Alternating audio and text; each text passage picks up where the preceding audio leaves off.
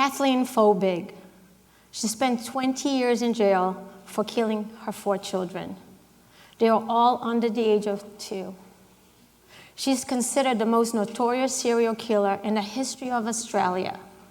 She maintained her innocence. She saw the babies die. She had nothing to do with it. It was a mystery. How could that be? This is Alex. Nothing was wrong with him when he was born. He was a beautiful boy. But as time went on, he started to, at 3 years old, started to slur his words. He started to fall. And he developed all kinds of symptoms. His parents were very worried about him. They didn't know what to do. But they couldn't find what was wrong with him. They took him everywhere. But nothing was happening. And he was developing more and more and more symptoms. They couldn't find a diagnosis for Alex. Me? I just went to get an endoscopy. Simple procedure. You get a camera, they look inside, no big deal.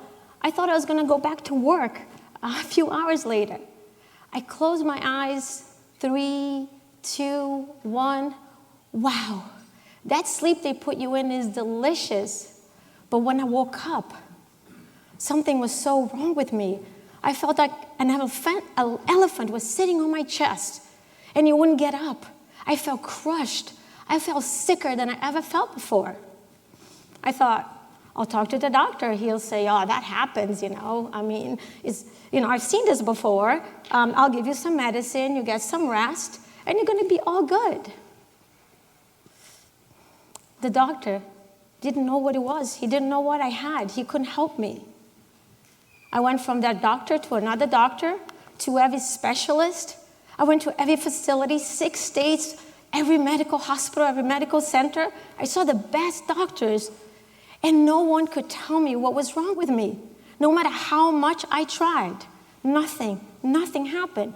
Weeks turned into months, and months turned into years, and I couldn't find what was wrong with me. I thought that to have a diagnosis was a right, not a privilege. I could never imagine that there were people out there that were actually sick. They were sick, they were dying, they were having all the symptoms, but no one could explain what they had. And I couldn't understand because I never thought about that before. What I realized, that is an invisible group of people. They are all over. They are all over us. They are undiagnosed. Well, what do you do about that? I became a patient, but I'm also a doctor. As a board-certified psychologist, I diagnose and treat the most complex cases. I thought I can manage this health system I've been doing for so many years. Well, my patients struggle with uncertainty. What's wrong with me? Will I get better? Am I dying? My OCD patients, my anxiety and OCD patients are tortured by thoughts and emotions. Now, I had to learn the lesson that I've been teaching them for so many years. What's wrong with me? Will I get better? Am I dying? Wow. Managing uncertainty is something that I was really needing some help. And I needed tools, the same tools I've been teaching them. I realized that being a psychologist did not make me a better patient, but being a patient made me a better psychologist. So I thought, I am telling myself, why? Why is this happening to me? Why is this happening to these people? And I realized that when you don't have control over the situation, although why is a very important question, why is not a question right here? It's not a good question. It's going to paralyze us. So I thought, well, what do we need to do? I recognize I've been doing this for a long time, so I thought we need a pause in our narrative. We need to focus not on the why, because that we can't control. Why are we sick? Why is this happening to me? But a pause, comma, and. Why it's happening to me, I don't know. I don't know why it's happening to me, and I'm not going to be able to find out. But if I focus on the comma, and, the next side, it's not that I'm avoiding what I'm thinking, is what my shift in focus is going to be, right? And so when I focus on the comma, and, I think of control. What can I do to control? When I think of the comma, and, I think about what I can do. When I think of the comma, and, is going to be the choices that I make. The choices that I make to move forward, regardless of what's happening. Sometimes what's happening is pretty big, and your comma, and has to be really small because you're very sick. But we all manage uncertainty, and we all manage this in the same way. So comma, and is not only for the people who are struggling with the big thing, it's for all of us, right? Will I get promoted? Will you like me? Is this talk going well? Comma, and first 6 minutes, maybe I bombed it, but I have 6 more to go, right? I can save myself. So the comma, and is what we're going to do next. Well, Kathleen spent 20 years in jail for a crime that she did not commit. Kathleen actually was innocent. Her children, because there was a crime, they were able to save the DNA, and they found out that her children had a rare and fatal genetic disorder that killed them. I imagine Kathleen in the jail cell thinking, why me? Why do nobody believe me? Why is this happening to me? And I imagine that Kathleen, comma, and, became to find out what happened to her children and to be able to prove that she was innocent. Her babies actually were undiagnosed. So Alex, he actually, after 10 years, got a diagnosis. He was diagnosed with a newly discovered disease. When Alex was diagnosed, we were very excited because there was an answer. His family's comma, and was to make his life as adventurous as possible.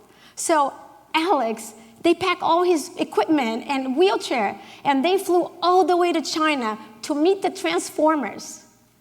But Alex had a big dream. There was something he really wanted to do. And it's something that you wouldn't imagine for someone in his situation. Alex wanted to take the ride of his life.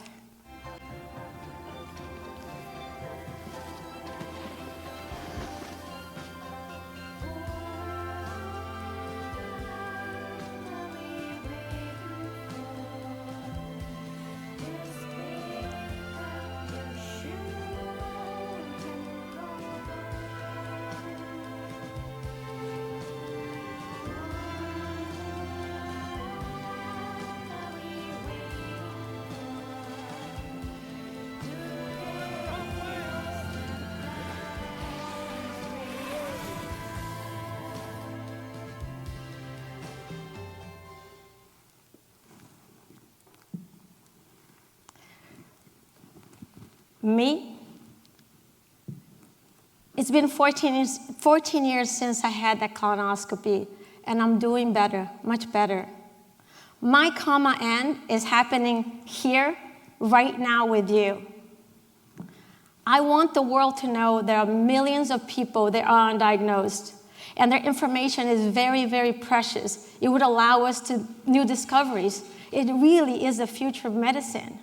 But there is no mandatory protocol to collect that information, so in the future, we can make new discoveries. So one thing that is very sad, not only for science, but for the families that lose a loved one, and no material, nothing is left. They will serve a lifetime in prison.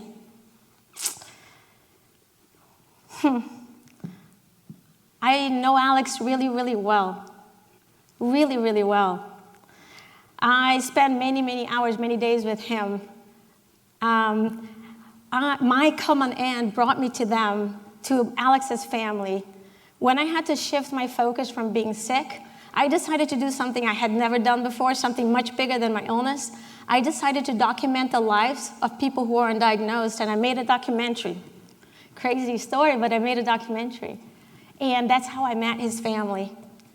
And my favorite story from Alex is one day when he's still well. Now he lost his functions, but he was still well. And he ran out of nowhere to his mom and said, "Ma, never give up. Never give up." So if I could leave you with three things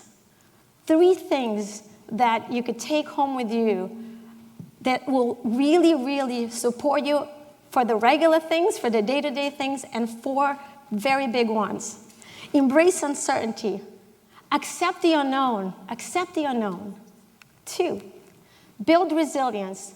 Struggle through the struggle. Struggle through the struggle, the really important skill. Do that.